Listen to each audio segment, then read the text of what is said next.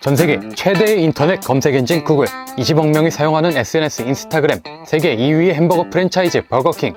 이 브랜드들의 공통점 무엇일까요? 네, 맞습니다. 사용자 수, 전 세계적인 인지도, 그리고 상상을 초월하는 매출과 영향력까지 어느 지표를 보더라도 명실상부한 성공한 브랜드들이죠. 지금은 로고도 세련되고 철학도 분명하고 콘셉트도 아주 탄탄해 보이지만 그 시작도 과연 그랬을까요?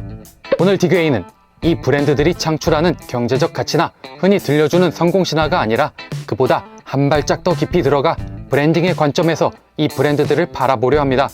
이들이 어떤 과정을 거쳐 지금의 모습으로 진화했는지, 그리고 그들의 초창기 모습은 얼마나 엉성하고 거칠었는지, 이들의 브랜드 성장 스토리를 함께 들여다보겠습니다.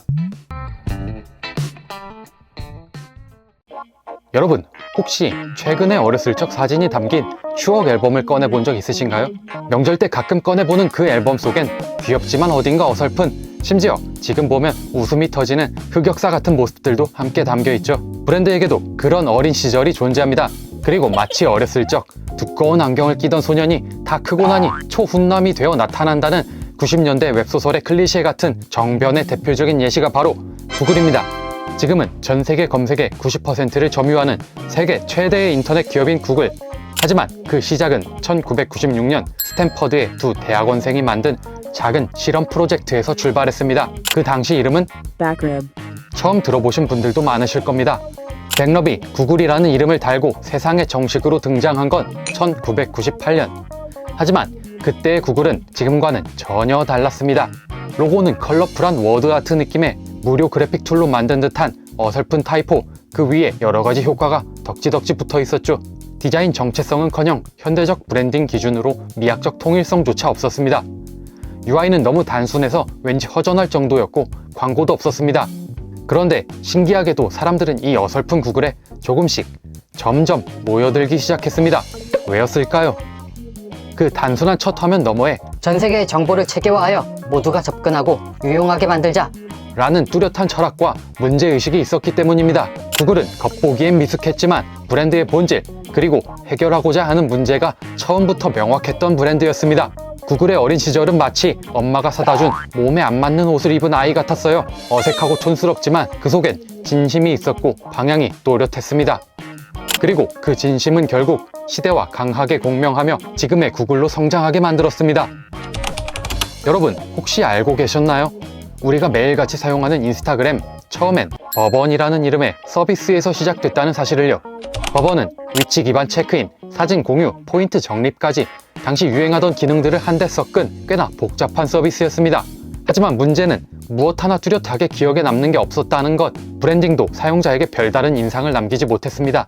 그런데 창업자들은 유저들이 사진 공유 기능에 유독 큰 흥미를 보이고 있다는 사실을 발견합니다. 그래서 결심하죠. 딱 하나만 남기자. 사진 공유에만 모든 에너지를 쏟자. 그렇게 태어난 서비스, 브랜드가 바로 인스타그램입니다. 그리고 이들이 선택한 브랜딩의 모티프는 바로 폴라로이드 카메라였습니다. 빠르게 찍고 바로 확인하고 주변에 보여주며 반응을 주고받는 감각. 폴라로이드는 사진을 공유하고 즐기는 행위 자체를 상징적으로 담고 있었죠. 인스타그램은 그 감성을 고스란히 가지고 와 카메라 아이콘, 필터 효과, 심플한 UI 전반에 적용했습니다. 즉, 폴라로이드의 감성을 브랜드의 핵심 컨셉으로 삼은 겁니다. 그리고 그 전략은 정확하게 적중했죠. 하지만 여기서 멈추지 않았습니다. 브랜드는 멈춰있는 것이 아니라 끊임없이 진화하는 생명체니까요. 인스타그램은 이후에도 사용자 경험과 디자인, 브랜딩 요소를 계속해서 다듬고 업그레이드해 나갔습니다. 그리고 2022년 메타의 크리에이티브 팀이 주도한 대대적인 리브랜딩이 이루어지죠. 그 리브랜딩의 핵심 목표는 세 가지였습니다. 첫째, 맞춤형 서체 개발. 전 세계 다양한 문자와 문화 속에서도 일관된 정체성을 전달하기 위해서였고요.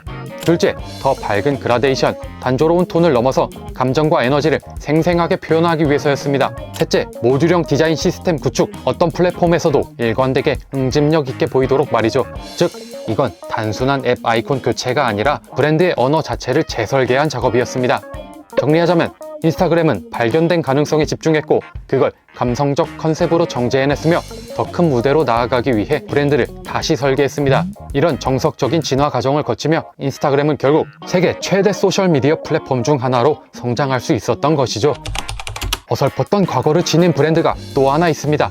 햄버거 왕국의 2인자 버거킹입니다. 버거킹도 처음엔 이름부터 지금과 달랐습니다.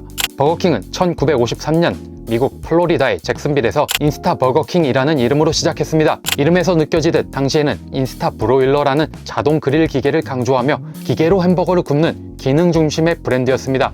시각 아이덴티티라고 할 만한 것도 아직은 정해진 것이 없었습니다. 흑백 텍스트 기반의 단순한 로고, 기능적 메시지, 그리고 패스트푸드 이상의 의미는 없던 시절이었습니다. 그런 버거킹에게 첫 번째 변곡점이 찾아온 건 1957년입니다. 당시 창업자는 크면 성공한다 라는 믿음으로 와퍼라는 햄버거를 출시하게 됩니다. 당시 가격은 단돈 37센트였지만 우리는 크다. 라는 분명한 메시지를 던졌습니다. 버거킹은 이 시점부터 단순히 햄버거 가게가 아니라 크기와 존재감을 중심으로 한 차별화된 브랜딩을 시작하게 됩니다. 그리고 두 번째 변곡점은 1969년에 찾아옵니다. 지금도 기억하는 분들이 계실 텐데요. 햄버거 번 사이에 버거킹이라는 글자를 끼운 바로 그 로고, 지금의 버거킹을 대표하는 시각적 아이덴티티가 이때 처음 등장합니다. 그 이후에도 변화는 이어졌습니다. 1999년에는 곡선과 그림자 효과를 넣은 3D 스타일의 로고로 리디자인했고 2021년에는 복고풍 감성의 2D 플랫 디자인으로 돌아가며 디지털 환경에 맞춘 시대 친화적인 리브랜딩을 시도했습니다. 즉, 버거킹은 시작은 어설펐지만 핵심 상품의 브랜딩, 시각적 정체성의 구축, 반복적인 리브랜딩을 거치며 계단식 진화를 아주 모범적으로 보여준 브랜드입니다. 지금의 버거킹은 단지 햄버거를 파는 브랜드가 아니라 불맛, 왕, 직화구이라는 고유한 경험을 전달하는 브랜드로 자리 잡았습니다. 그리고 이 모든 것은 한 번에 완성된 것이 아니라 시간과 시장, 그리고 고객의 반응에 따라 차근차근 진화해온 결과물이었습니다. 맥도날드도 그랬고, 넷플릭스도 그랬고, 페이스북도 그랬고, 네이버도 그랬고, 토스도 그랬습니다. 브랜드는 진화합니다. 그리고 그 진화는 대부분 계단식으로 이루어집니다. 비유하자면 피추가 피카츄가 되고 피카츄가 라이츄가 되는 것처럼요. 농담 같지만 진심입니다. 브랜드가 처음 세상에 나왔을 때부터 그 브랜드는 시장과 사용자와 끊임없이 상호작용하며 피드백을 받습니다. 그리고 그 피드백에 따라 브랜드는 조금씩 끊임없이 스스로를 조정해 나갑니다. 이렇게 조금씩 수정 보완해 나가는 기간을 브랜드의 점진적 변화의 기간이라고 할 수 있습니다. 이런 점진적 변화의 시간 동안 브랜드는 사용자 경험을 다듬고 시각 아이덴티티를 실험하고 메시지를 정제합니다.